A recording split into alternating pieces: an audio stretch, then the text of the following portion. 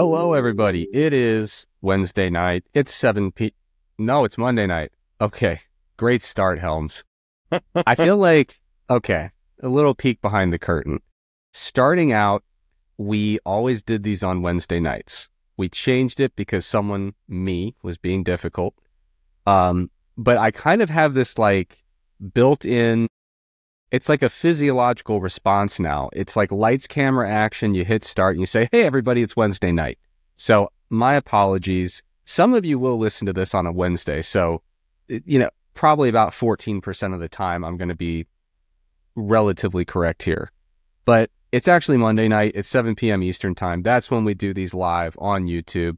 I'm Eric Trexler. I'm here with the good Dr. Eric Helms.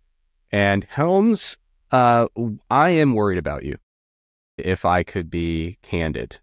So you showed up to record tonight. Generally speaking, I refrain from commenting on your appearance. That's just a professional thing that I do. Good or bad, I leave it alone. But you showed up with some bruising around your eyes. And I asked, as a caring person, did you get in some kind of a scuffle? Was there an argument over who was doing too many sets in the squat rack? You told me that's not the case. You said it was leaky blood vessels. And then I asked about your travel history, because that does sound like Ebola.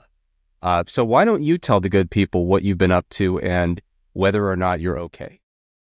Well, what I've been up to is training 9 times a week. And for those who think that's absolutely insane, hi, my name is Eric Helms. And the reason I'm training 9 times a week is because I've actually just been splitting up my volume a bit more and experimenting with that. What that results in, though, is even though it's the same total amount of work as when I only had 5 training sessions with a couple of real marathon sessions, I'm essentially now having no days off of massive Valsalva-induced increases in blood pressure. And I've been noticing that I've been getting a little more like burst blood vessels in certain portions of my face or sometimes even on my chest. Having been in the powerlifting game a long time and from being around since pre-Raw era, this is something I have actually seen a lot in some of my friends and colleagues, especially equipped lifters, that they get bruises on their chest, their pecs, their shoulders, or even on their face, which you'll, like if you search bruises on face after training, Reddit or powerlifting, you'll see a ton of people, but most of them are probably like super heavy, people much stronger than me wearing a squat suit. And for me, it's just hold breath on a leg press, an RDL, or a good morning basically every other day. So I think that's what it is, because I noticed now that I'm hitting some good PRs though, Trex, I'm telling you. Like, I will look like I'm getting beat up every day if this keeps happening. I got a set of 6 on 180 kilos in RDLs at a submaximal RPE. I got 320 kilos for 10 on leg press, and I don't know what the sled weighs. That's just 8 20-kilo plates aside. These are huge lifetime PRs. So I will take literally being beat down my training if it results in those type of PRs. Yeah. So to be honest, when it comes to like rupturing blood vessels while lifting, obviously I'm aware of, what we used to see all the time with people who were doing, equipped powerlifting back when there were no real like tested federations, right? They were super heavyweight. So like, I think part of my bias was I was just assuming that these folks, if you randomly tested them, had blood pressure of like 210 over 140 at any given time. So I think to me, it was just kind of jarring to see, an esteemed colleague of mine who I presume, has a cardiovascular system that is not literally bursting at the seams 24/7 due to steroid use and a BMI of 45, and then putting 900 pounds on your back with wrapped knees in a squat suit. It was a little concerning to me, but I am glad to hear that apparently this is just part of the deal. No, my blood work is good to go. My resting heart rate at night, according to my Fitbit, which as we know is the most gold accurate standard thing. Yeah, gold standard, is like between 35 and 40. So I would be... Really? Yeah, it's pretty low. In fact, maybe I'm in a status of low energy availability, and this is a new symptom that we just don't even know about. Well, we know about that one.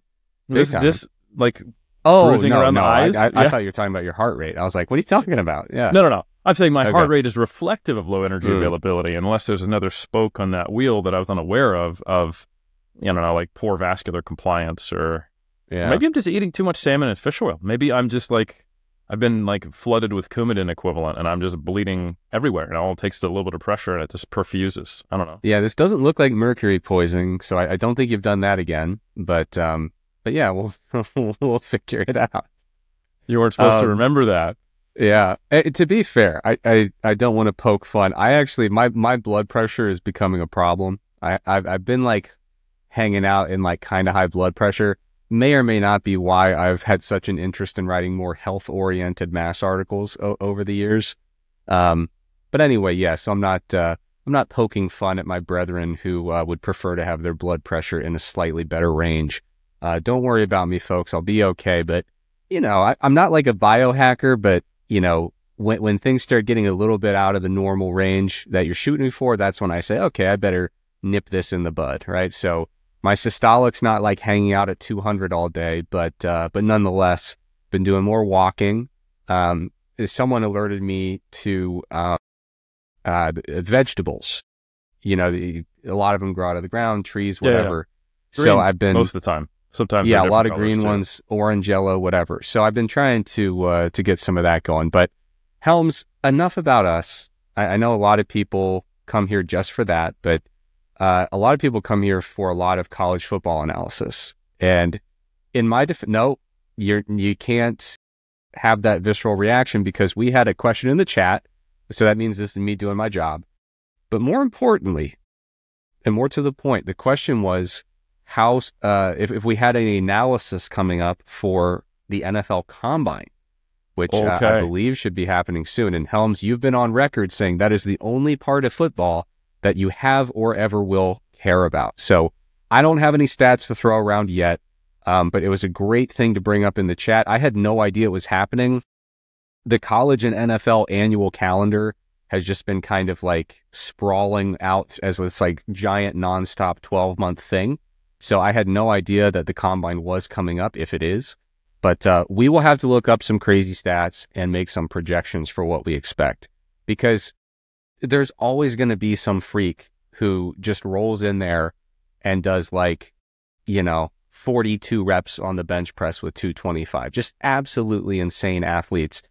Or, a guy who weighs 320 pounds who's going to go out and run like a 4.840. Just absolutely insane athletes. So we will cover that in a very narrow window. Helms, that you agreed to this contractually. It'll be fun. People will like it. But I don't have any stats up today. Okay, I got one. So you're safe. Okay, what do you got? So, I'll ask you a question. How long do you think the current bench press record for the 225 for reps has stood? I feel like you wouldn't ask this if it wasn't a surprise. Like normally I would say like 1 to 3 years, but I'm going to think maybe someone like Larry Allen just went nuts like 35 years ago. Yeah, you're pretty close there. It was actually a little known player, Justin Ernest, in 1999. He was a defensive tackle at Eastern Kentucky. He was named, you'll like this, All-Ohio Valley Conference in 1997. 6'3", 281 pounds, and that's actually kind of small for an NFL tackle, even in the 90s. And here's my question for you. What do you think was the number of reps he got on bench press? I'm going to guess 48. Real close. 51 reps. Okay. Isn't that insane?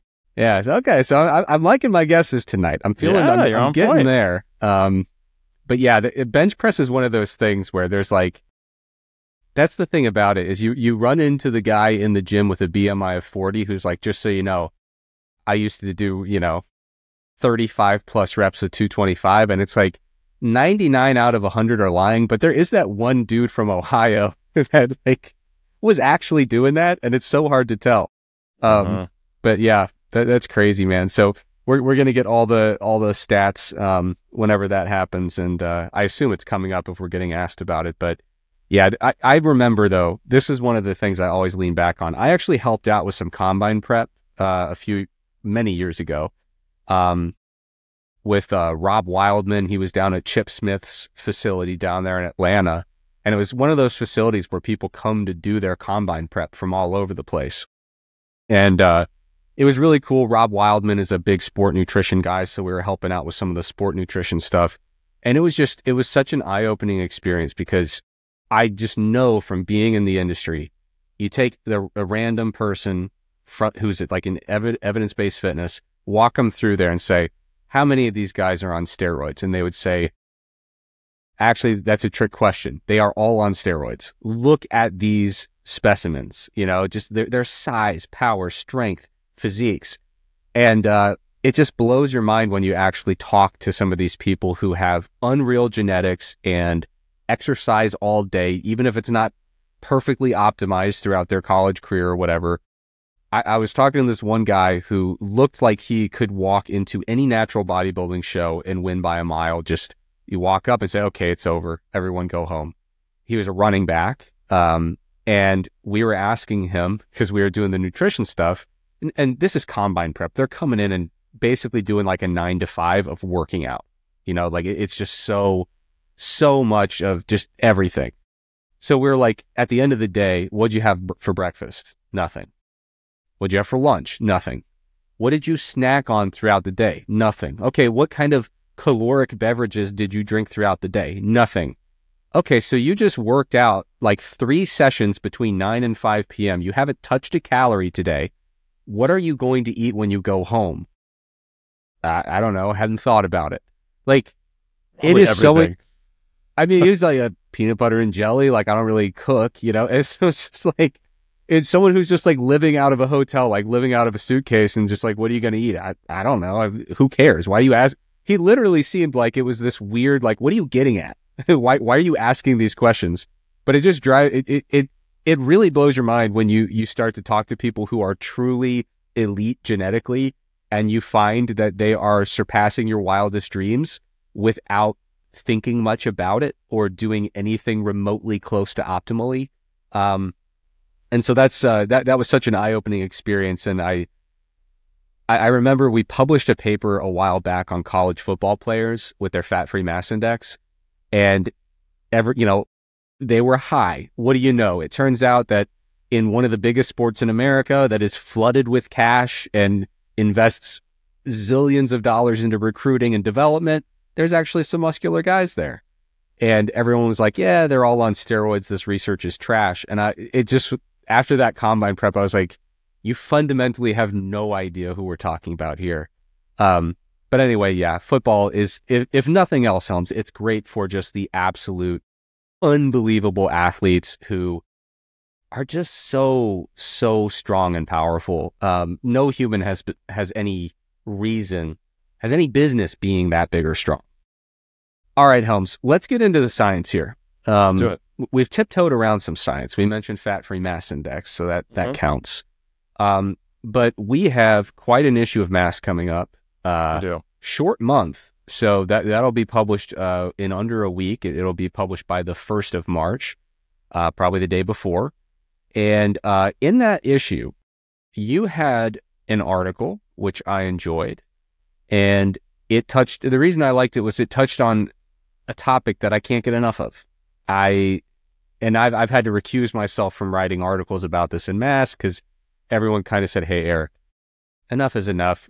We got to cool off, have some variety in our offerings. But you decided to write about lengthened partials this month. Long muscle length training. Okay, sorry. Long muscle length training. So why don't you tell us a little bit about it and why everyone on the internet is wrong? I would love to. So 2 ironic statements that you made and probably didn't realize it. One is that you said this is an article that you can't stop writing about, or a topic that you can't start writing about, so you recused yourself. That's sort of true, because while the article is disguised as one on lengthened-biased training, it's actually an article mostly about sampling variance. So, and you did just write probably more than you ever want to write about on stats and mass. Yeah, you put I'm out done. 2 guides. Yeah, yeah, I've retired. Absolutely.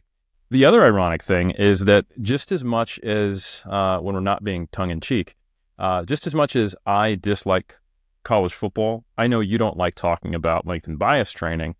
And you said, hey, I have to talk about this. I'm obligated to. There is a comment in the chat. You know what the first comment in the Iron Culture live chat was before we even kicked off the episode? Recent studies seem to often find trained lifters don't see extra benefit from lengthened bias training like beginners. Do the effects diminish as training age increases, or are there other causes? So, intriguing. I posed the article I wrote that is coming out on the March 1st issue of Mass as a from the mailbag. So some people might think that I just make up these questions and write about whatever I want and pretend that people out there are asking me questions, but I've got the proof right here. And indeed, it is very true that over the last... you got the proof that came after the fact, which is a little dubious in a court of law. But... No. It was there before you told me to say this, and I'm sure there is some way... No, I mean, you wrote the article like 3 weeks ago, so...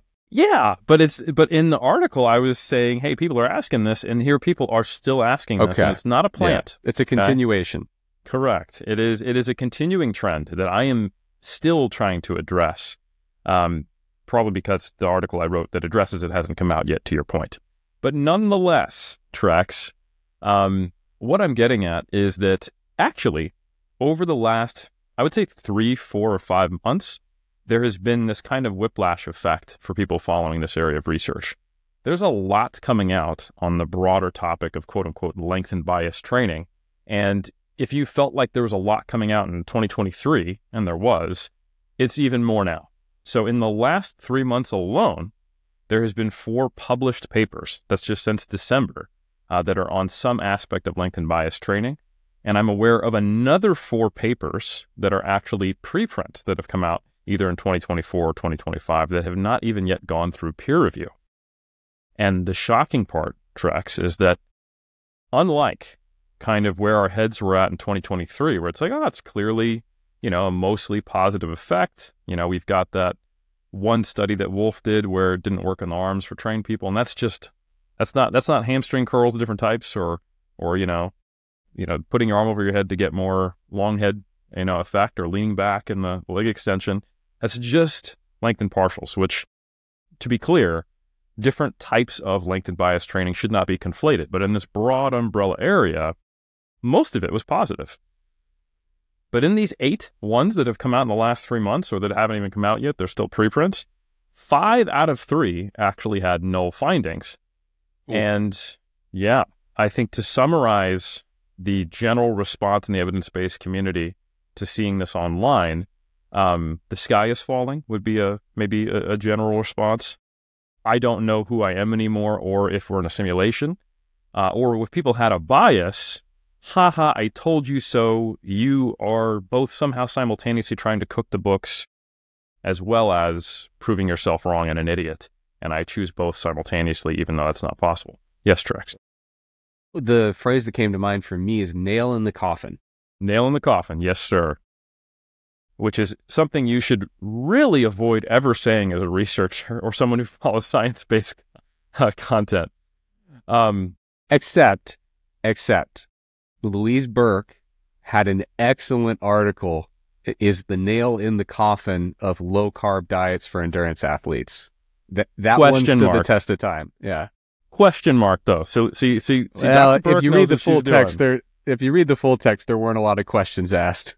Well, she does answer her own question, just as Yes. just as we do with our article titles in Mass. And by the way, I love Louise Burke. I love that article. It is fantastic. She was actually one of my 2 master's thesis examiners. So, wow, look at you. And to be clear, I still have my master's, and she's a critical thinker. Let's just put it that way. So I did all right. Yeah. So to answer both the question from Killer Katibi 009 as well as a bunch of different ones I got via DM and I've had in person even for someone at the gym over the last several months, it is true that a majority of studies as of late that have come out have found null results when looking at various aspects of lengthened bias training. And it's not even just in trained lifters. It's been shown in some untrained lifters as well. Now, I was reflecting on this, Trex, and I was thinking about how we did the whole science communication thing circa 2010, when meta-analyses were few and far between and probably done only about 70% right. And the typical way that we would have a science communicator gauge things, and I would say more in the, I'm going to try to help generally you get leaner and bigger, and I'm bodybuilding adjacent, but I'm not talking to a competitive bodybuilder, was to kind of take the tact of, unless it clearly works, it doesn't, or it doesn't matter. This is kind of your nutrient timing take. This is your high protein take. This is your take on most supplements. And absolutely, if you're a general fitness person, absolutely, that's the way you should view some of these things. And it was gauged by, hey, we got like 6 studies. 1 found a positive effect. 1 was unclear. 4 were null. Nothing's probably going on here. And it really depends on what your definition of nothing is. I think what we've come to learn more recently, because when we are doing sports nutrition and sports science, we are almost by definition, except with some notable exceptions, which I'll discuss, we're doing low sample size research, and we're typically, in the modern era, trying to find small, trivial, or not very large moderate effects. So smallish to moderate. Trivial to moderate, I would say, describes the majority, with most of them sitting closer to small. And depending upon the paradigm we're using and the individual lab, there may or may not be very good measurement consistency, or the measurement error might be larger than the effect we're even trying to look at. So what that means is that any given individual study is not a great gauge of our ability to actually measure a true effect. And there's a big difference between a null effect and a negative effect that goes the other way. And one thing you can say about the lengthened-biased training is I have yet to see any study that goes, oh, look at that. Shortened-biased training was actually better than full range of motion or lengthened-biased training. Hasn't happened yet. And despite that, people are starting to kind of flip back and forth. And I think it's because of that kind of old school science communication, pre-meta science, really good statistical understanding kind of vote counting method of gauging whether something is worthwhile. And I think if we're talking about lengthened bias training, if we're talking about maximizing your rectus femoris hypertrophy, or making sure that your short head of your hamstrings or your long head of your triceps is growing, my assumption is that you're a psycho like me and you care about maximizing everything. So my assumption is I'm not just telling someone who's like, hey, I'm thinking about getting into lifting, dude. So how do I get my rectus femoris to grow? If that's probably not where your head's at, if you're still in the information gathering stage of which gym membership should I get, right? So if you're someone who cares about this stuff, I think you would probably care about small effects. And that means we have to think about what should we expect. And if we're expecting a trivial to small effect, and if we're looking at small sample size studies in most cases, then we have to think, well, how often are they actually going to be significant? And when they are significant, how often are they going to be representative of the actual effect size? Now, I think it's easier to talk about this in a less contentious area. Trex, I would describe both of us as people who are protein researchers. And would you agree with the premise that pretty much everybody in the, at least the semi-academic space of protein agrees that high protein diets are better for hypertrophy, with the only disagreements being what defines the word high? Okay. So this is a relatively non-contentious area. Higher protein to a point, generally better than lower protein. Here's the thing. 2022 meta-regression and analysis by Nunez and colleagues. It is the most up-to-date, largest batch of studies that includes resistance-trained individuals. If you look at resistance training, an energy balance or surplus while consuming either higher or lower protein, which they used for their meta-regression of 72 study groups, only 8% of those 72 study groups, if you looked at them individually, was there a significant effect if you were to look at the confidence interval of the standardized mean difference crossing that 0 of there being a positive effect of protein. That means 66 out of 72, or 92% of them, found null findings. They crossed that 0 line. But we all agree high protein is better. And when you look all the way at the bottom of that forest plot or series of forest plots, because they had their sub-analyses for the different categorical protein intakes, you see, bam, I think it's 0.19. So like straddling right on the line of what in most effect size families we call a trivial or just barely small with 0.2 effect size. And the 95% confidence interval is entirely positive. I think it's like 0.11 to 0.28 or something like that. So we have pretty high certainty that higher protein intakes generally are better. It just doesn't matter that much.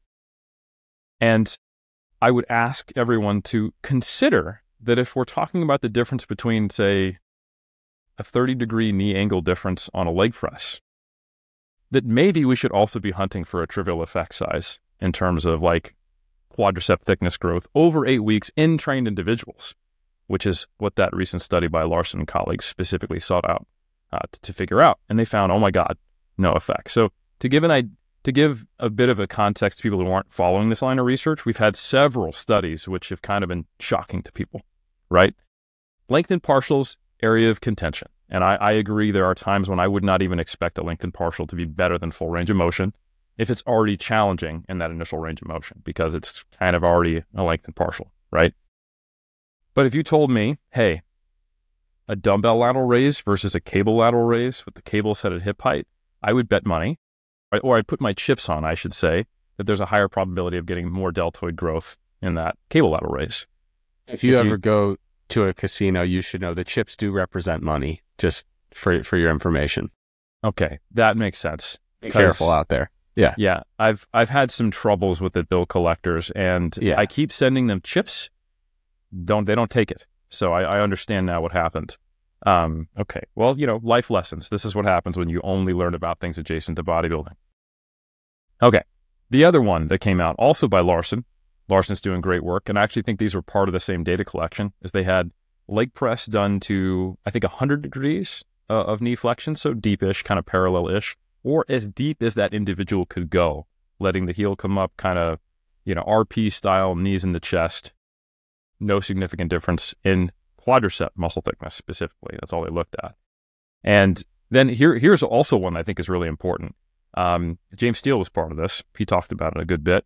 Multi-site intervention that had hundreds of participants, and they compared lengthened partials to normal range of motion training. And this is where you can actually start to observe very small changes. Trained individuals, and they were, one critique that you could have, but I don't think it's a valid one based upon what I'll explain, is they were using circumferences and other anthropometry to estimate changes in muscle size. And they used an equation. That does have higher error than, say, jumping into a DEXA or doing ultrasound. And that can be completely overcome if you have hundreds of people across multiple sites, which they did. Now, the one thing that I do have as a critique of this study, or more so the interpretation of its findings, is that they observed an extremely small effect of training at all. So while I agree that they are adequately powered to make what is typically an unreliable measurement sufficiently accurate to observe like really trivial changes, I don't know if we're only expecting a small difference between lengthened partials at best compared to normal training to observe that difference between groups, when at best both groups are only getting a really, really small change. So that's kind of to answer that question about trained individuals. So multiple things are compounding. Those are the here. worst kinds of studies, by the way, because you kind of read through it and you say, what's the point of anything? Yeah. It's just like these people are turning over the smallest rocks possible looking for extra gains, and it's like the conclusion is like, no one's making gains. Grow up. That's essentially James Steele's overall take on sports science. He is, if you want to get blackpilled, just follow James Steele. I will point out, though, that it was a very low volume protocol. So we're looking at, it's 12 weeks trained individuals, and they're doing I think 6 to 8 sets per muscle group-ish, with some of that being lengthened-biased. And I was like, this isn't if we're trying to milk out every last little bit, we're missing some big rocks here, training more than 30 minutes a session 3 times a week. Come on. If you're doing lengthened partials and you only have an hour and a half to commit per week, maybe for a really time-restricted period, you're trying to be hyper efficient. But I think most of the people are trying to turn over pebbles and sand, maybe train hard. I don't know. This is like our conversation last episode, Exactly. Yeah. So I also want to tip the cap, even though you're the one wearing the cap, to you, because in addition to me kind of in the article and in this speech that I've just been giving, leverage the data from Nunez, which I think shows it really well. You can see, man, we know protein works, but most studies show protein doesn't work, and we need a meta-regression and a meta-analysis to demonstrate that that's the case. I asked you if you could simulate basically 20 10 versus 10 comparisons of people doing quote-unquote lengthened-biased training. And, I got you some studies on different quadricep muscle thickness changes, one in untrained people, one in untrained, and got some pretty representative standard deviations, means, so we could get that pre-post effect size. I said, hey, let's assume just a barely small effect size of 0.2. We ran into a bit of a snag in that it was very difficult to figure out the pre-post test correlation, which is not often reported in sports science studies, but gives us an idea of how much heterogeneity occurs in a sample, which includes measurement error. So the good Dr. Trexler here, he gave me a range, a 0.7 correlation showing high heterogeneity, 0.8 kind of in the middle, and 0.9 showing relatively low heterogeneity. And I put those plots in the figure, as figures in the article, and it was about what I expected. So we had a simulated population of 200,000 people. And the real effect size that we knew was there, because we inputted that into R to make it the case. I cooked the books. Yeah, you basically came to me and you said, listen, Eric, I've been selling drugs for a long time, but what would my accounting look like if instead I owned a coin-operated laundromat? And that's pretty much what we did. And so we knew precisely what the effect size was in the population, which is a privilege that we never have in research. 100%. So we money laundered our way to demonstrating something which is true if our assumptions are true, which are assumptions. But it demonstrates that, hey, if we knew for sure in a simulated data set that there was a small, barely small, straddling trivial effect in the Cohen's D family of effect sizes, or Hedges G if you like, similar representation in terms of interpretation, there's a 0.2 effect of quote-unquote lengthened-biased training compared to normal training. And then we did 20 samples of 10 by 10 comparisons. How often would we get significant results in your traditional null hypothesis testing, p less than 0.05? And then also, what would those effect sizes be? And in both the 0.7, which I presented, and the 0.9 pre-post correlation, to give like a high or low heterogeneity kind of world of sports science, if you will, only 2 or 10% of the studies actually had a significant effect. And importantly, in all 4 of those significant effects, they were inflating the effect size. Sometimes they were still in the small classification, I think on 1, maybe 2 occasions, but we're talking much closer to like 0.4 rather than 0.2. And 0.5 is traditionally where moderate is. But most of the time, to simply find significance, and this is the whole thing about statistical power, you need to observe a larger effect for a lower sample to be significant in most cases. That's kind of that inverse relationship. They were exaggerating it. And when you did see effect sizes that were representative, 0.18, 0.19, 0.21, 0.24, they were never significant. So it shows this kind of thing of, oh, wow, if 90% of the studies are actually showing me positive results that are significant, and only 10%, just like protein, roughly, are showing me null results, there might be something real going on. If there's no publication bias, like if we had a little, our funnel plot and they were all sitting within that nice little Christmas tree, that's probably the case. And of course, there are assumptions baked into what I'm saying. And I'm not saying every single time you see a whole lot of null and 1 positive, that's not the case, because it could be the file drawer effect on those negatives. But I think on something like this, where we're not seeing 10%, it's more like 50-50 at this stage if you kind of look at the overall aggregate body of literature. And some of that I do think is helped by the fact that the data are mostly within participant studies in a lot of these cases, which eliminates a lot of that heterogeneity, which I'm guessing is one of the reasons why you said, hey, let's go with the 0.9 correlation, pre-post correlation, because I think there probably isn't a tremendous amount of your typical sources of sampling variance. By the way, I should probably say what the hell sampling variance is now that I've talked about this so much. So yeah, okay. So sampling variance is simply exactly what you demonstrated with that simulation, that when you sample from a given population, there's going to be variability in the outcome, and it's not going to match what we see because there is always unexplained variance, or I should say variance unrelated to the independent and dependent variable whenever you do a study. Easy ways we can explain this, you got 10 versus 10. It's not that low of a probability that the 10 who got put into the more impactful resistance training protocol happened to more often have kids or pets who disrupted their sleep and recovery was worse. Or perhaps they just were undereaters. Or perhaps even though it was a study on quote unquote trained individuals, the ones in one group were, just a lot closer to their genetic ceiling. They trained harder, they trained more consistently. They both met the criteria cutoff, but you had a lot of people with less propensity to grow because they're already closer to their kind of genetic cap of muscle mass in one group versus the other. And you can think of a million different examples, I'm sure, and some of these even do apply in within participant designs, where you're going to get outcomes that are influenced by factors unrelated to the variable you're manipulating. And I've even heard some, not fully educated on statistics people basically say, this is why I don't think science is worth it. But this gets eliminated, or I shouldn't say eliminated, it gets accounted for with a sufficient sample size. Because when you have a higher and higher sample in both groups, then the likelihood of an equal distribution of randomness increases, and you can see that signal for the noise. But that's not happening when we only have studies of 6, 7, 8 people versus another.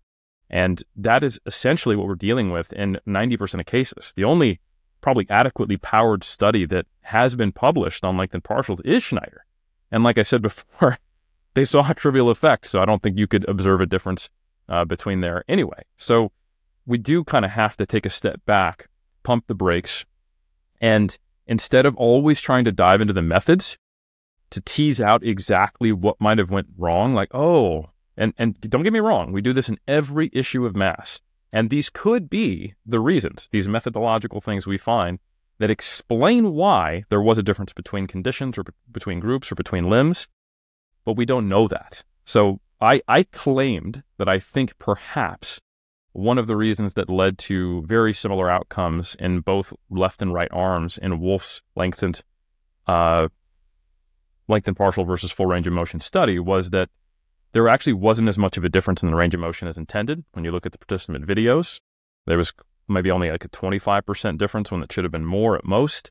And they are, in both groups, were doing exercises which favored and biased long muscle lengths anyway. I don't know for sure that's why that outcome occurred. And neither does anyone else who's claiming like, oh, well, they did this in the quads. And quads operate on this portion of the length-tension relationship and they don't respond to long muscle lengths. We don't know that. We don't actually have empirical data to show the mechanism of why there was a difference. It could have been just as likely that some aspect of sampling variance did that.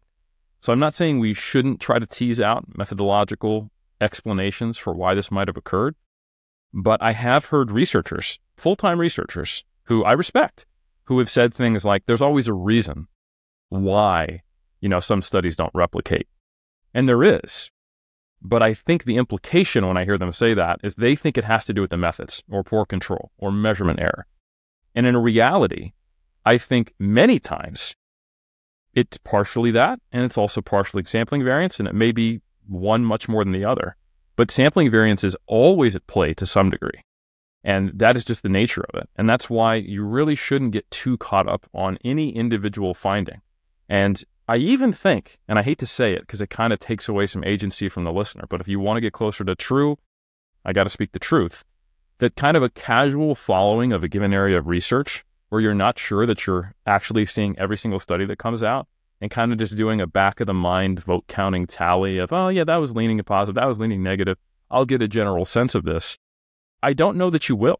I really don't. I think you have to be super diligent. You probably have to set up Google search alerts, and honestly, you'd probably need to throw the actual standardized mean difference or just the mean change into a spreadsheet and look at that to be close.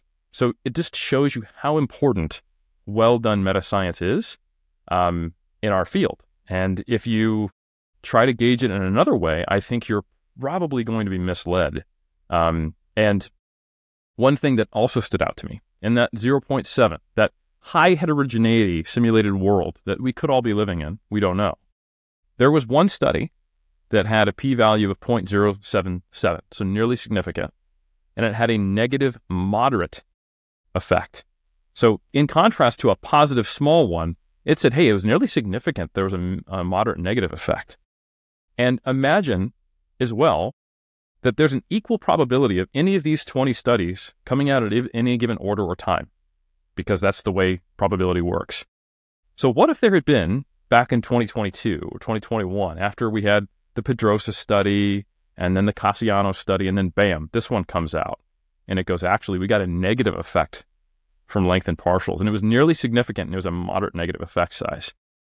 I guarantee you there would have been influencers with certain biases, or just people who know that controversial stuff gets a lot of clicks, who puts out a post saying, whoa, slow the roll. You thought lengthened partials were good. They're actually harmful. And we were right all along. Full range of motion is always the best. And for X, Y, and Z made up mechanistic reason, this is the case. I think there would be much more resistance today to this than there actually is currently. And it's a little more contentious, kind of leaning positive, not sure. And now, instead of imagining, I want you to probably accept the fact that I almost can 99% guarantee that that has happened multiple times already, because that is the world we're living in. There are some areas of research with high heterogeneity, and it is just due to chance alone likely that we would see one of these incorrectly, nearly significant, or maybe even significant negative findings when the overall effect size is positive, and that affected what journals were willing to publish, what got talked about, and there are probably some things that are going to reverse in the future. So instead of looking at this as, I hate science, it's always flip-flopping, it reverses itself, I can't trust it, I think if you know what to expect, and if you understand that what gets parroted online with this constant treadmill, and that content creators are actually looking for the controversial stuff, and sometimes journals are too, that we should actually anticipate that things with small positive effects are most of the time going to be null, and only in a small number of cases show positive findings, and there may even be the occasional negative. And that's actually par for the course, despite what we've kind of been calibrated to think about in terms of evaluating the evidence-based content as it comes out. Yeah, I need to keep it short, but I do have many things I'd like to touch on there. First of all, I just want to reiterate something that I think you already made clear, but it's that the simulation exercise in your article showing that, hey, sometimes, most of the time these are null findings, and sometimes they might actually look like a pretty negative finding.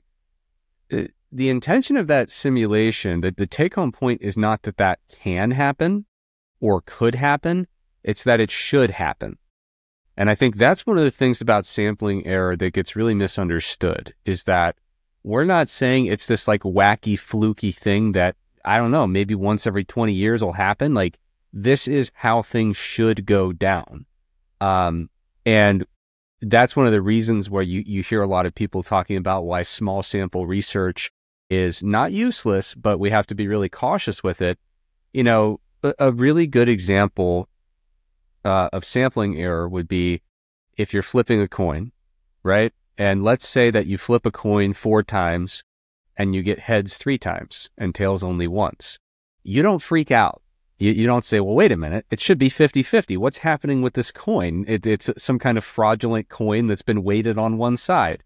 You'd say, yeah, that happens. So we all know intuitively that population level probabilities do not play out every time in tiny, tiny samples.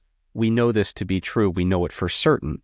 Now, if you flip that coin 400 times and you get 300 heads, something is wrong with that coin, or there's a biased process by which it's being flipped and unveiled, okay? Yeah, so you are now in magic trick territory without question. So it's really important to understand like why sample size matters. And what you were alluding to is, I think people probably think it's annoying. I assume they think it's annoying because I think it's annoying and I'm the one doing it. But a lot of times in mass or on podcasts, when people talk about a contentious area of research, I usually say, let's give it 5 or 10 years and we'll kind of see how the dust settles. And I think a lot of people kind of spit out their coffee and say, five or 10 years, For what? I won't even care in 5 or 10 years. But the reality is like, I think it's really, this might not make sense to people who don't do research, but it's a lovely romantic notion that we're one great study away from the answer.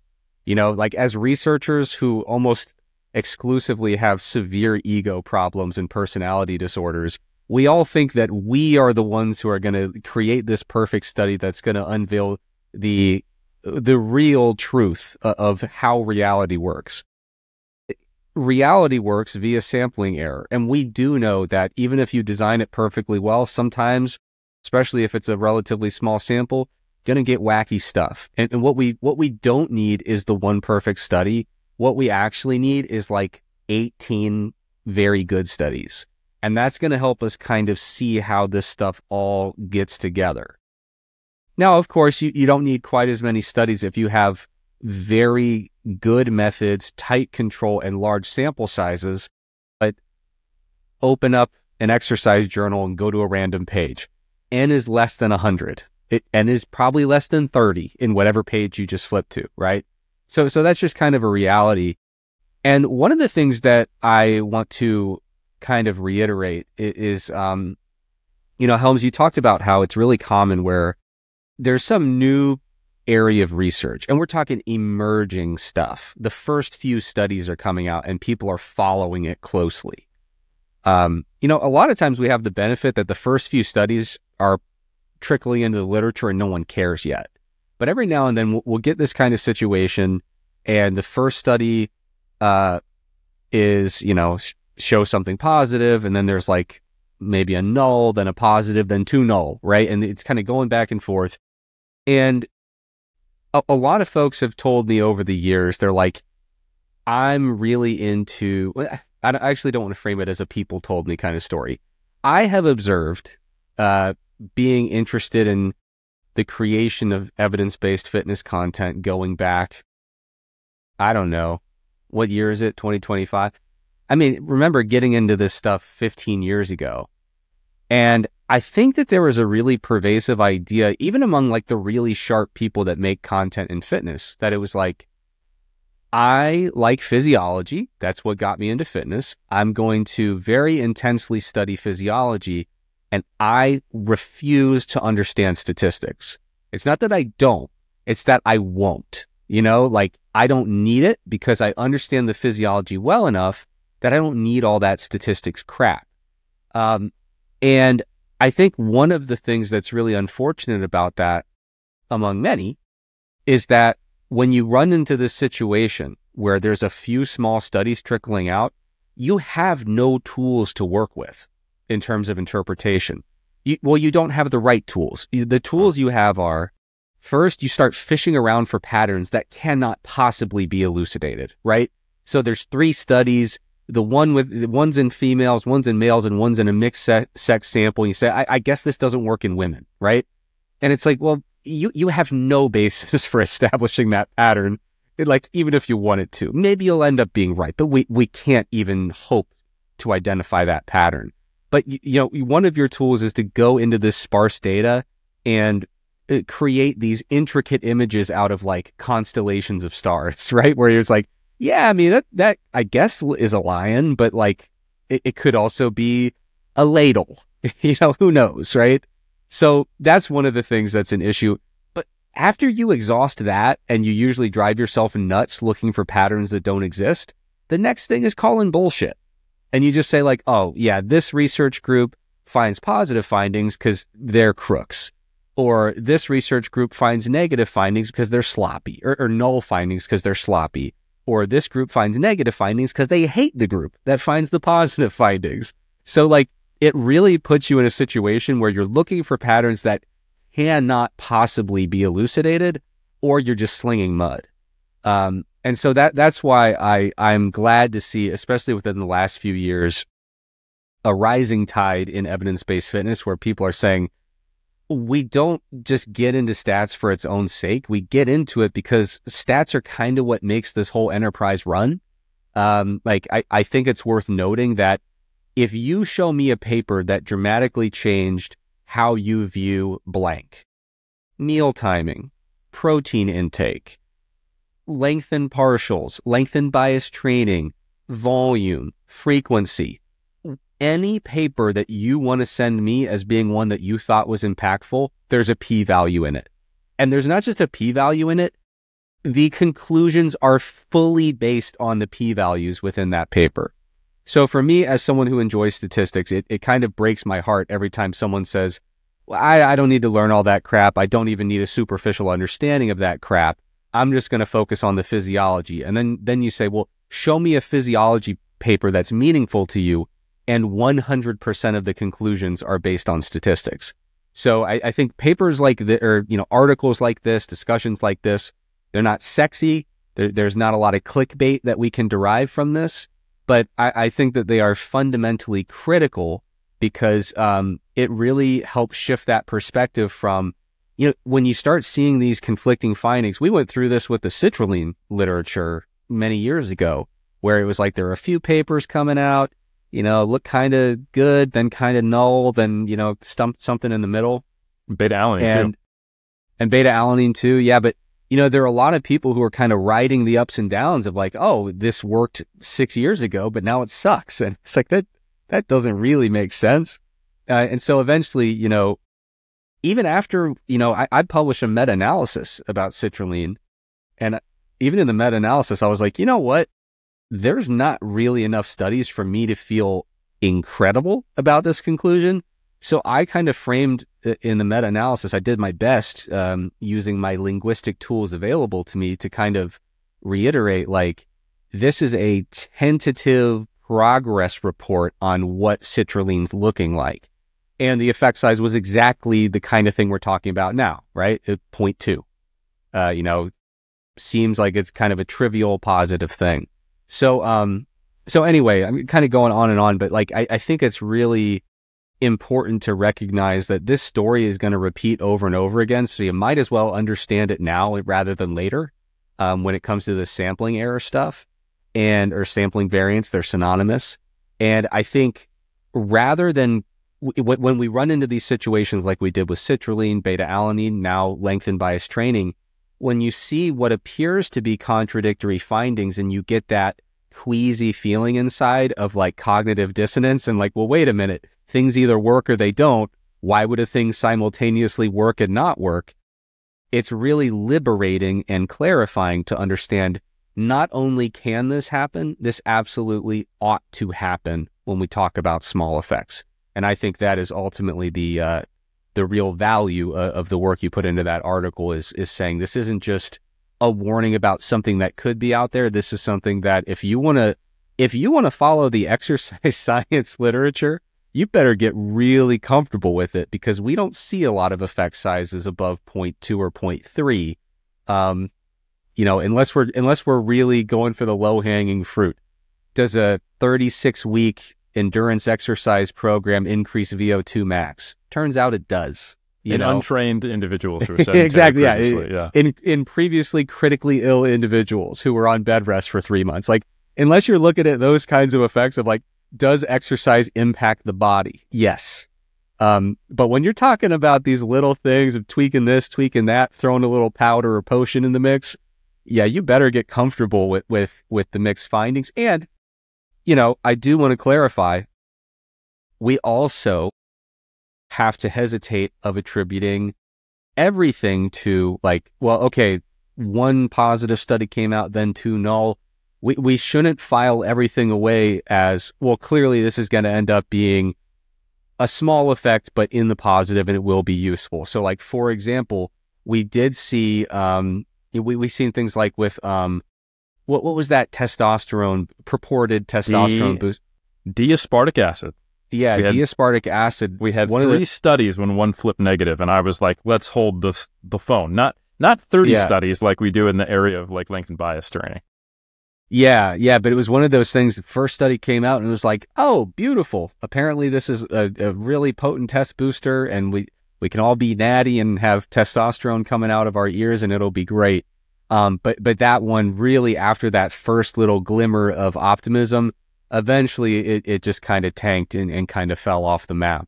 But so we have to understand that, like, when we know the true effect is trivial to small, we are going to see some stuff on the positive and the negative. But just because we see one of those positives drop off, we shouldn't anchor ourselves as, oh, cool, then this will be like either kind of helpful or just like a non-effect, right? Like we shouldn't automatically say, okay, I'm going to anchor myself to the upper ends of this sampling error rather than the lower ends of the sampling error, because it's probably gonna flesh out in both directions. Well said, Trex. And the only thing I would add is, unfortunately as well, we're people, and there are two aspects. I hate that we're the worst. We really are. There are two major aspects of that accepting this reality, we also have to accept that people with a bias are going to find patterns. You know, they're going to be doing astrology with this, right? They're going to look at that. You know, it's exactly like I thought, because I'm aware or focusing on, or I'm going to unequally apply my understanding of sampling variance to different studies, right? And on this one, I'm going to overinterpret on the methods. On this one, I'm good with it. On this one, I'm going to say it's just sampling variance, and this one I'm not. So you're going to have people, for the exact reasons that are accurate, misapply this to hold out hope or hold out criticism for a decade after the fact, you know, where we've got multiple published meta-regressions, and all we're seeing is a tightening of the confidence interval as these things come out over time with a similar effect size. So that's the way it is. And I think another really interesting psychological thing is that the exact people who are attracted to evidence-based topics are also the exact people in many cases who hate probabilistic thinking, because they hate uncertainty so much. Yes, 100% it. And statistics is math, but statistics is a branch of math where you do not get to have certainty. If you ask what is 2 plus 2, it is always 4, and it always will be 4. But if you ask what is the probability of observing a 0.2 effect size in a sample of a population, you don't get to see 0.2 every time, and you should expect not to. And I think that is a really tough thing to grasp. So you will have some really strong personalities who want science to be the 10 Commandments, who want it to give them the truth. And if they don't know stats, or if they know just enough to be dangerous, they can be extremely convincing. They can even know physiology really, really, really well, and they can amass a pretty large following, but they can be yelling from the tops of Mount Dunning or Kruger. They're right next to each other. And I guarantee you that some of the people who I will not name are people well established in our community who you are following, and that is a perfect representation of them, unfortunately. Yeah, I think, you know, one funny thing, a little bit of inside baseball, as someone who really, for whatever reason, I didn't go into grad school planning to enjoy statistics, but it just kind of caught me.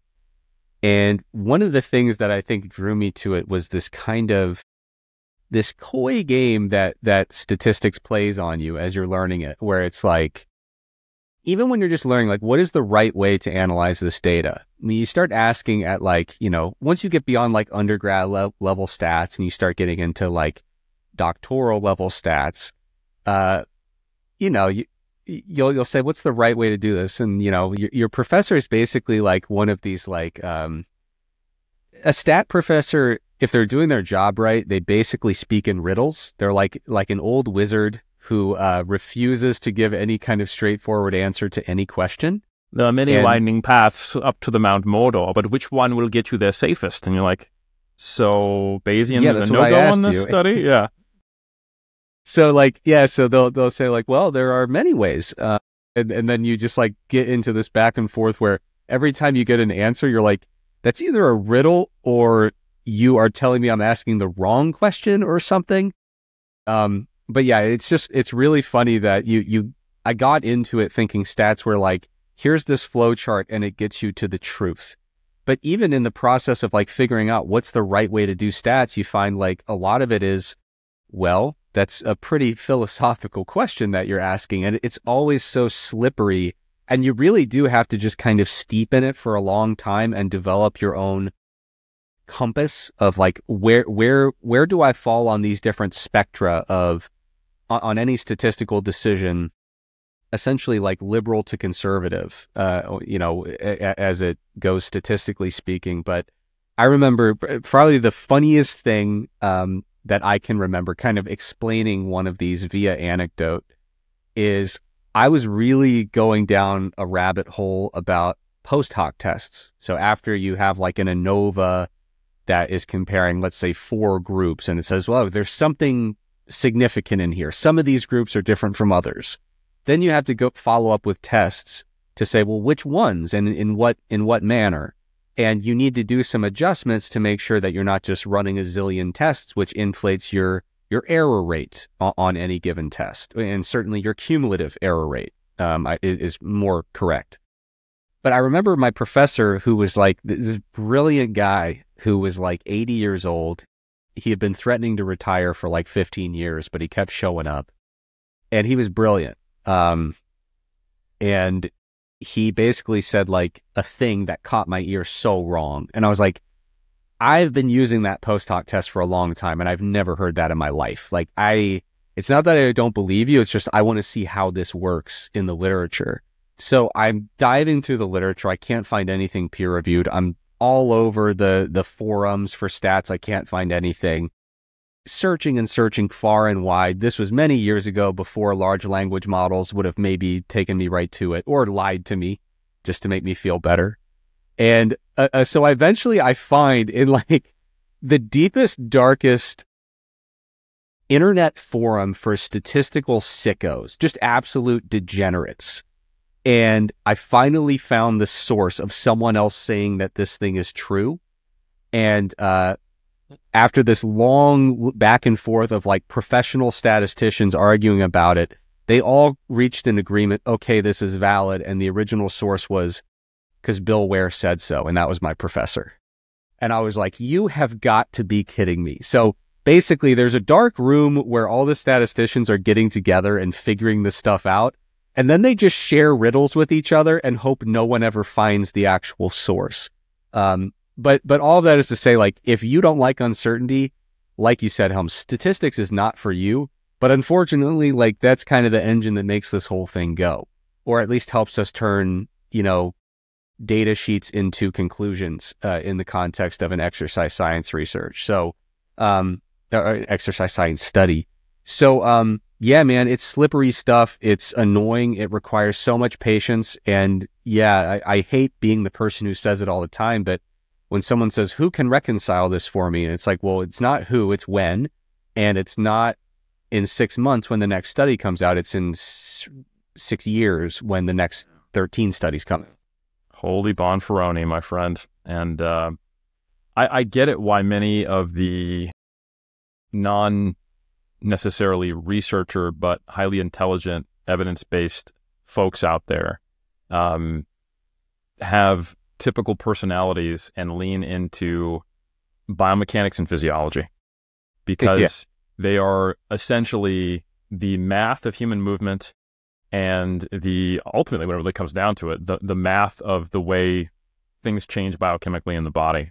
And why you will hear some people say, you know what, give me a mechanism over a, comparative trial any day, because humans, you can't control the environment, all this stuff, like you're over relying on stats. And ultimately what they're really saying is, I, at the core level of my personality, hate uncertainty, like clear answers. And if you give me the opportunity to have clear answers and post hoc rationalize my way to holding a paradigm of operating in the world, I can just say, I don't care what that study says because ATP does this.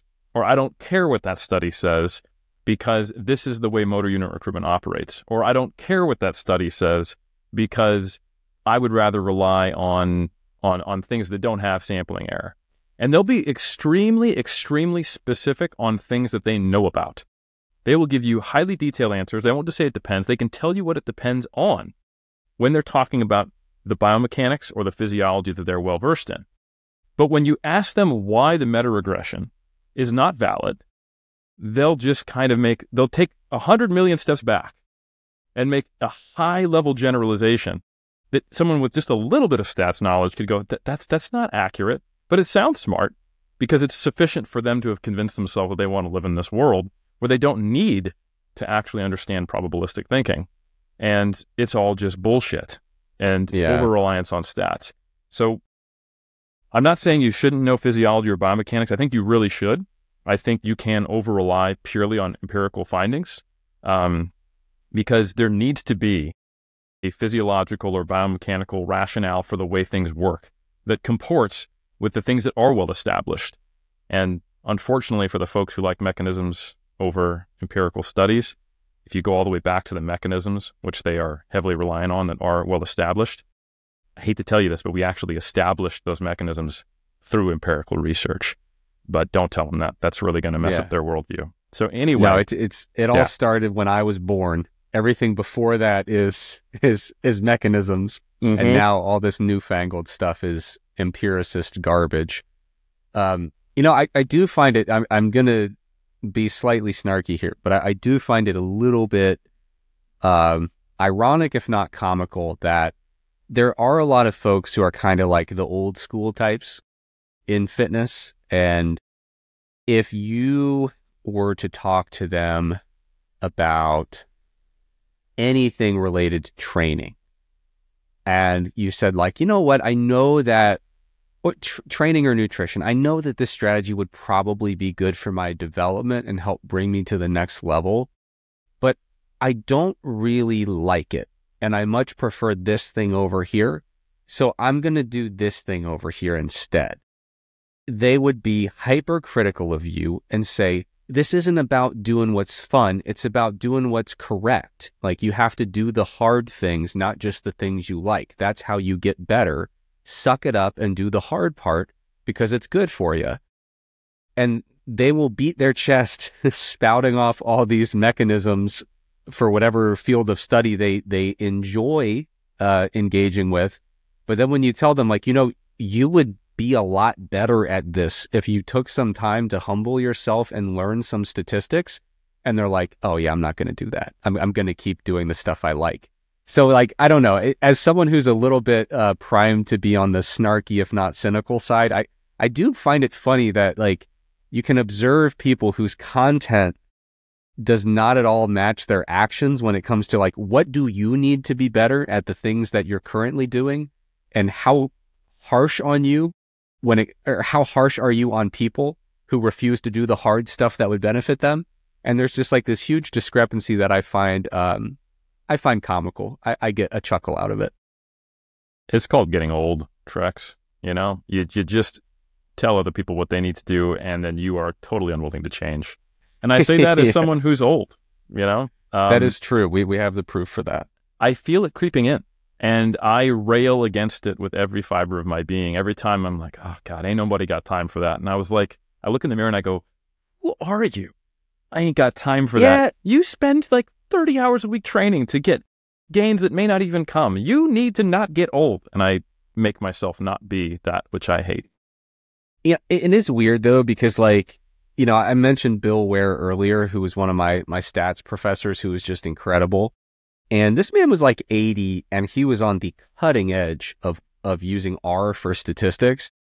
And I just remember I was talking to someone else who was a professor who was like 33, and they were like, I was like, dude, you got to switch over to R. You got to stop using this SPS crap as your software. It's just like, if you just try this, you will understand why I'm so adamant about this.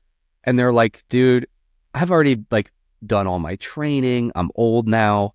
I couldn't possibly switch. Yeah. And it's like, okay, so the 80-year-old made the jump, but the 33-year-old is too old. So it is a getting old thing. But whenever I feel that kind of old man resistance to learning new things or changing my ways, I always remember Bill Ware, and I'm like, come on, man, like you can do this. So we should all aspire to maintain that youthful element, that essence of saying, I believe that my best days are ahead of me, and it makes sense to invest in myself and to learn new things and to conquer new challenges and to use better statistical softwares.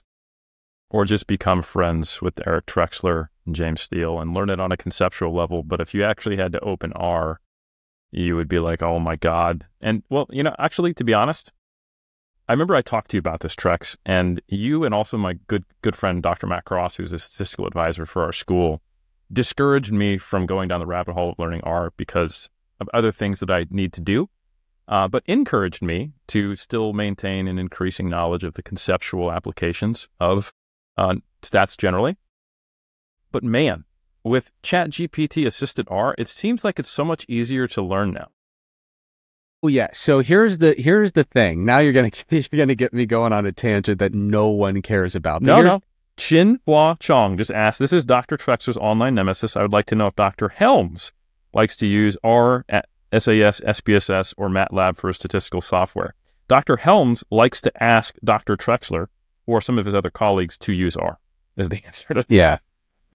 So here's the thing about ChatGPT and other large language models for statistical analysis. They are, this is tough. Do they make it easier? Yes. But they also, that is both a good thing and a very dangerous thing. Okay. So one of the reasons that people, Bill Ware, the smartass, he would always say when people criticized R, he would smugly look at them and say, oh, I totally understand you don't like it. R is only for people who know what they're doing.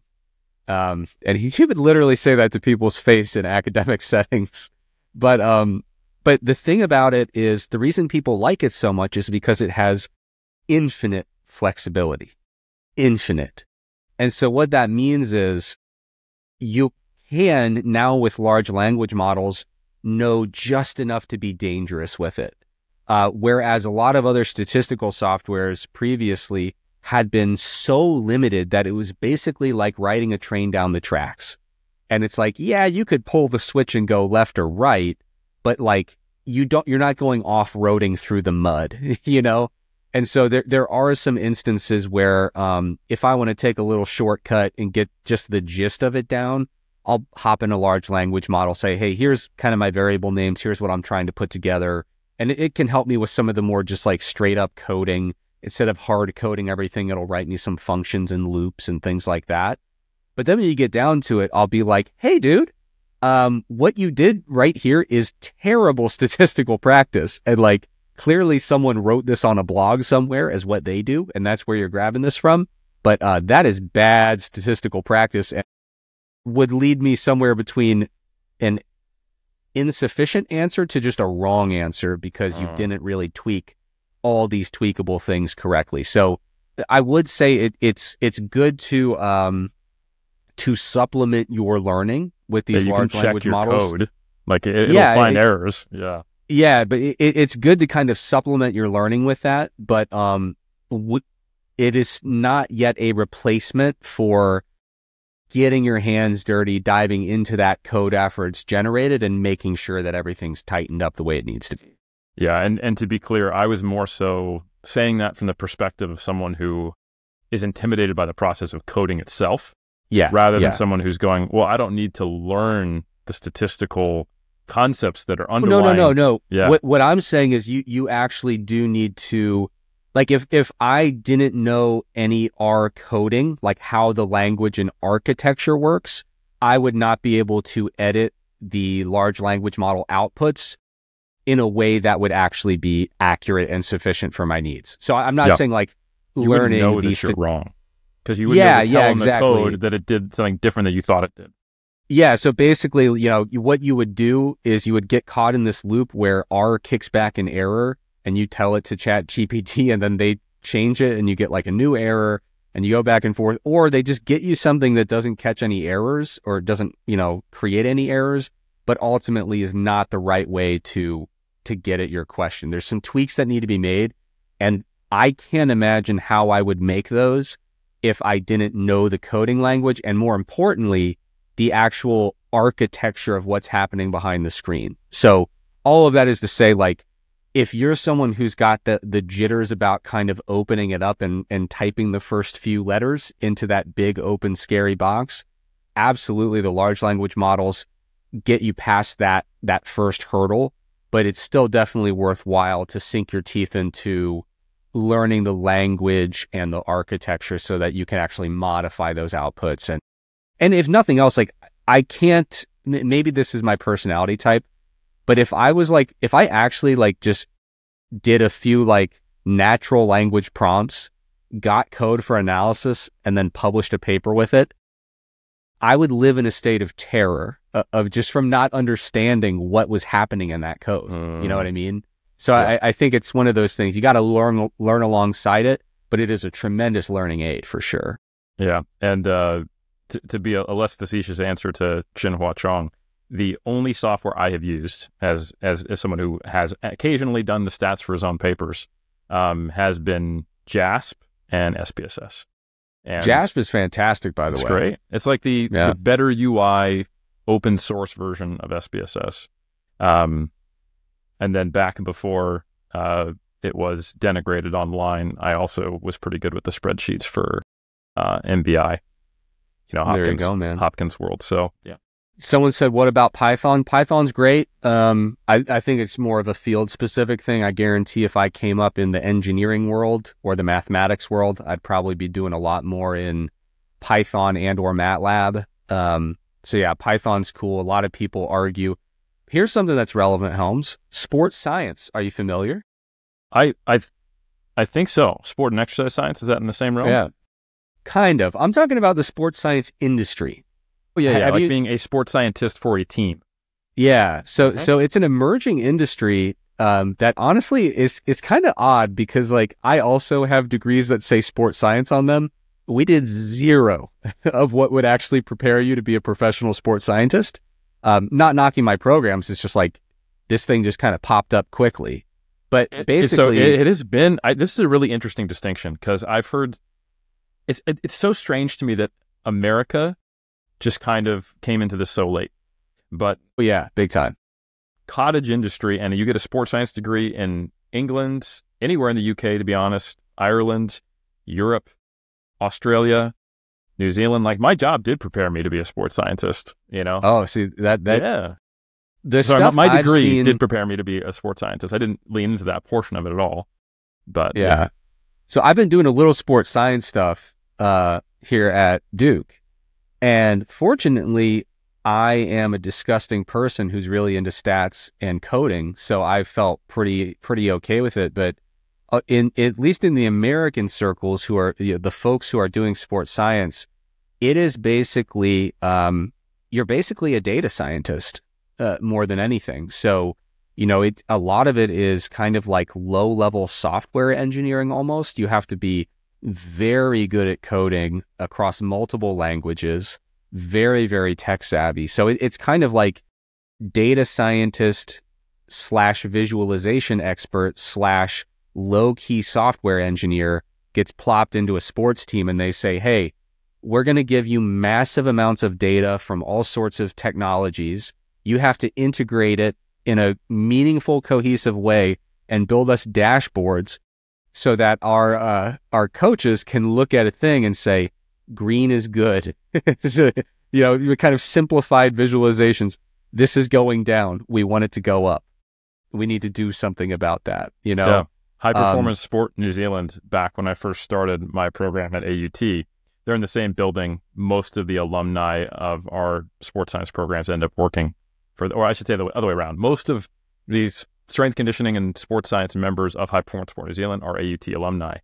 They had a system set up when they were focusing on velocity specific training, not velocity based training, but they're either training force or velocity based upon a perceived deficit in a athlete. It was all color coded, like green light, so they had force plates and LPTs embedded into each one of their squat racks, and the conditioner as well as the athlete, they were trying to get the needle to pop up in the green or at least the yellow. Yeah. Oh, depending on the phase, or we're in a force dominant phase. Okay, put more weight on the bar. Let's get in the green. I'm kind of looking, that would just be lifting more weight, but okay, cool. We definitely need this $1 million squat rack. But anyway, yeah.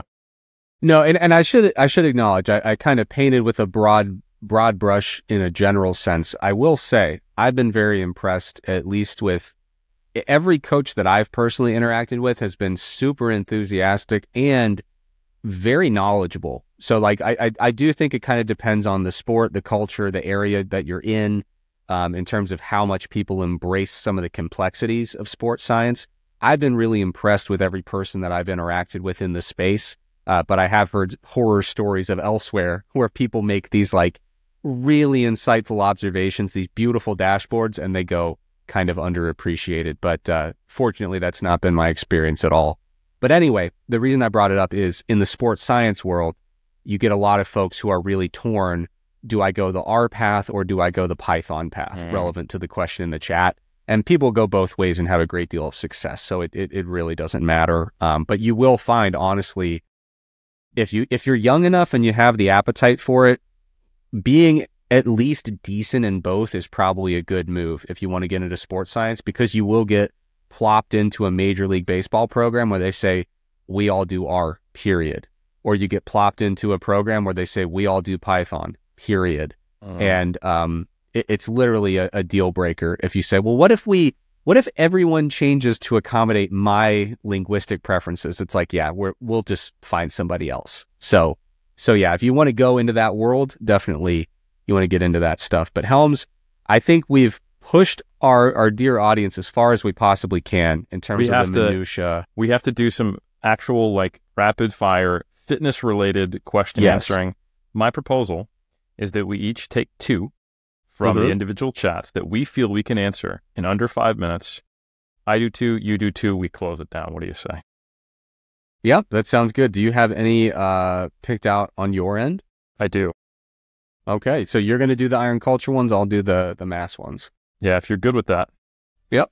Okay, first one is Kim Culver asks, I've heard the caloric cost of lifting being approximated by physical work, but this would calculate a negative energy expenditure for eccentric contractions.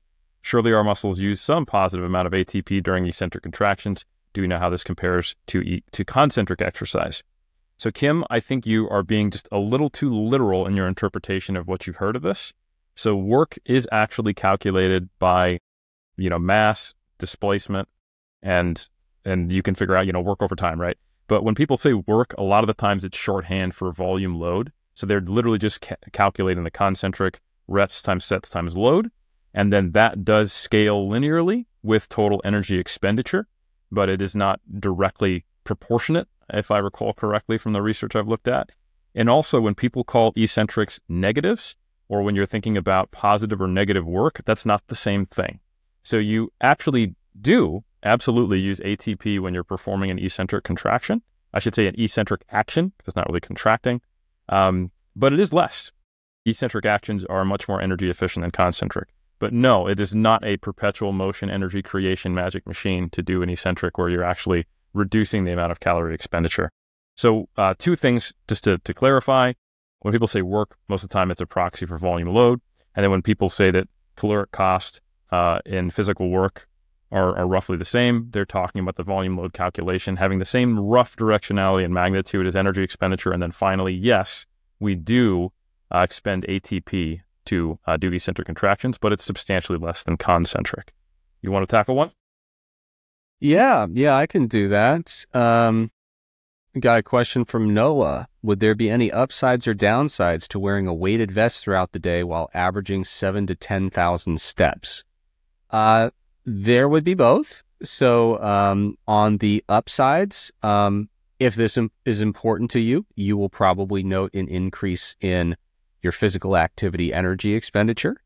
When it comes to downsides, you will be wearing a weighted vest throughout the day. So that will be generally not an enjoyable sensation of just feeling a heavy load on your body throughout the entire day. You will have to answer the question a million times throughout the day. What are you doing and why are you covered in weights? A lot of folks who try to do this, and Helms, I think you're one of them, found it to be a fairly cumbersome and not super enjoyable process. Like sometimes it's framed as like, yeah, you just go about your day and you just wear this thing and like it's just free, all upsides. But it's generally like not a very comfortable thing to do, and it's very cumbersome. But another upside I should mention, there's thought. There's an emerging theory that still requires, I think, a lot of science to kind of really drill down what's going on. but there's an emerging theory that there is some kind of gravitostat, some kind of sensor that detects our body weight, potentially in our bones, and that perhaps you can kind of fool this sensor into believing that your body weighs more than it actually does. And the idea, one of the most common applications I've seen is people who say, well, what if I lose some weight, but I replace that with a weighted vest, and then my body maybe won't perceive that our body weight has gone down. Maybe we won't get some of those crummy side effects that we notice during, extended fat loss periods, low energy availability, et cetera, et cetera. I think there's a long way to go to actually flesh out that science. And so for me, I've never gone this route. And based on the mixed anecdotes I've heard, I don't think I would plan to until I saw something that was a lot more compelling in the human literature. All right, Helms, kicking it back to you. Okay, cool. Here's one. Do protein recommendations, and this is from Tijman Mulder, do protein recommendations stay the same for people who only train parts of their body, e.g. never train lower body, or would recommended range be lower? There's actually some acute protein synthesis research data on this that gives us some hint, where, if I recall correctly, you were able to benefit, at least in the short term, in terms of getting higher total rates of myofibular muscle protein synthesis when doing a full body workout, if you were to compare that to other studies on just doing, say, leg extensions or an upper body session, which does hint at the idea that the total amount of muscle mass that is trying to be grown, which really makes sense, is probably going to respond to the amount of, or indicate the amount of protein that you would benefit from, because there's more sources where you're going to be doing things with amino acids, right? I think in terms of practice, I think conceptually, the way to think about this is that protein would probably scale to the amount of protein that you need to use. And there's so many things that impact that. Like, there's actually data showing that endurance athletes need a higher protein intake to not be in a nitrogen balance deficit. And nitrogen balance is a really, really broad sweeping brushstroke type of method, which just looks at all total nitrogen losses in the body. And importantly, nitrogen is only in protein or protein containing compounds. So you won't get that from in fat or carbohydrate. And it's really just a tool that's used in population level studies to indicate the amount of protein needed to probably prevent malnutrition. So more active, you need more protein. Generating muscle protein synthesis to hopefully induce hypertrophy in more locations, you're going to need more protein. Causing muscle damage, which is probably one of the reasons why endurance athletes have higher requirements and a lot of different muscles, you would probably be able to use more protein. Frankly, if you're a beginner, I would even anticipate if you're growing faster for whatever reason, you might be able to benefit from more protein. And people have speculated for the same reason that people using anabolic steroids could use more protein. But these are relatively small differences in the grand scheme of things. And I don't think we have the fidelity to be able to give a specific protein recommendation if you're just, the dude who only does bench press. But I think best chance is just be within the reasonable range for protein and probably be making sure you get your best bang for the buck. See, you just committed a sin that I learned about in college. I was in an undergrad class about debating, and it was interesting. It was back in a day where I think it was less explosive to kind of let kids go at it in the college classroom and really have at it, exchanging ideas, trying to best each other intellectually. But one time one time in one of these intellectual spars, I used the term reasonable. Surely any reasonable person would blank. And he was like, "Ooh, you don't want to go down that road. You've made a mistake here." So shame on you, Helms. You used reasonable. So it wasn't very reasonable for me to do that. I apologize. Yeah. Because obviously I was implying the other person was an unreasonable human being, and that was given the subject matter a bit too far. All right. We got a question here. Is sprint cycling a good way to train for quad hypertrophy? And do you have any ideas on how to program it? I have a road bike and a velodrome near my house. Do you know what a velodrome is? Yeah, I think it is a stationary sprint cycle, isn't it? Is it not? I'll look it up. I don't know. But anyway, Sprint cycling, is it a good way to train for quad hypertrophy? I would say yes, with a big caveat and asterisk. So whether or not something's good for hypertrophy, a huge factor is going to be what your baseline is. So you can absolutely find high quality. What is it? It's the actual indoor track that people do That's sprint what I was cycling thinking, on. because they said it was near their house. And I was like, well, having a stationary bike near your house is an odd thing to say. I was thinking Pelotron. Just ignore me. Okay. Yeah. All right, I will. That's why I'm Thank you. embarrassed.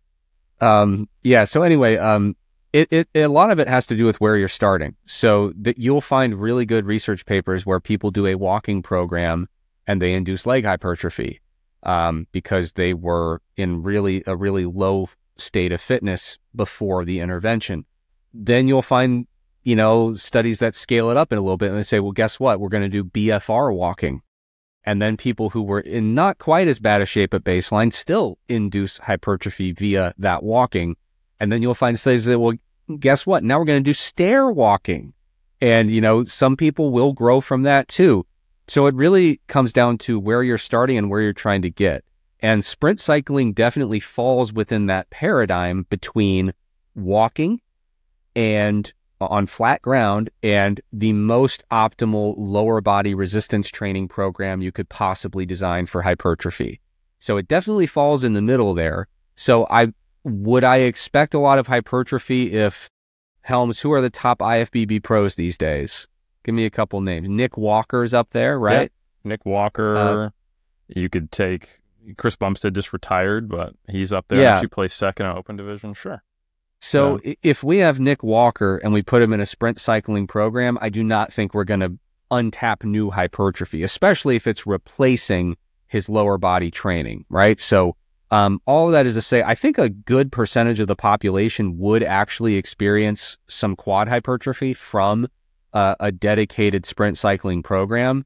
But the question is, how trained are you? And,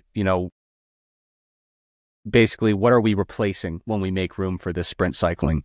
If we're taking out more traditional hypertrophy-focused resistance training and putting this instead, I would say that's probably not a good trade if the goal is hypertrophy.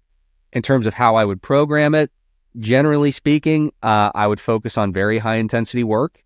If there's a way, I'm not a bike guy, so I don't know much about it, but the bikes I have, the exercise-oriented stationary bikes I've used in the past have had ways to increase the resistance. And I assume, you can probably change some gears maybe to make the cranking a little harder on a bike.